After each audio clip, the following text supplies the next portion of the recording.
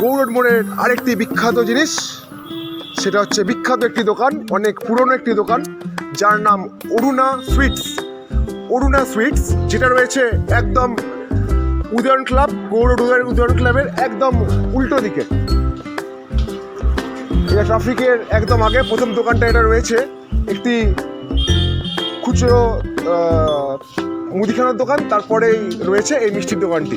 এই মিষ্টির দোকানে অনেক বিখ্যাত কিছু কিছু মিষ্টি আছে যেটা এদের দোকানে খুব সেরা, যেটা রসগোল্লা, তাদের পরোটা, তাদের জিলিপি। জিলিপি তো আমার মোস্ট ফেভারিট এখানকার, আর দামটা শুনলে তোমরা একদম অবাক হয়ে যাবে। আজকের দিনেও এই দামে এখানে মিষ্টিগুলো পাওয়া যায়। এটা প্যাড়া, এটা 5 টাকা পিস, আর এটা চারকোনাটা তারপর এটা 6 টাকা। এটার নাম কি রয়েছে? ক্ষীরের সন্দেশ, ওটা 6 টাকা। আচ্ছা, এটা এটা কি মাছ দেখি না?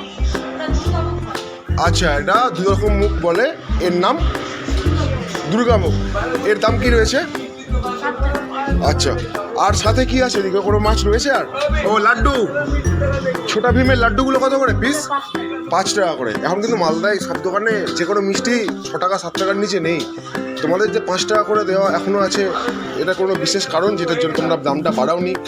কোনো কারণ আছে? এটা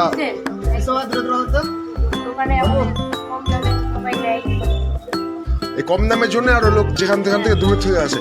তা বলে কি কোয়ালিটিতে কোনো রকম মার্সি হচ্ছে? কোয়ালিটিটা ভালো মতো দেওয়া হচ্ছে তো?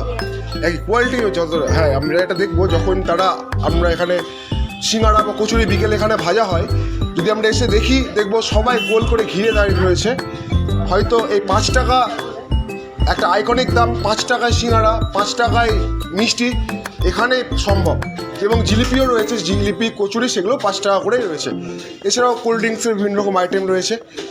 আচ্ছা, এখানে তুমি কাটছিলে দিদি, এটা কি কাটছিলে? এটা সাদা সন্দেশ।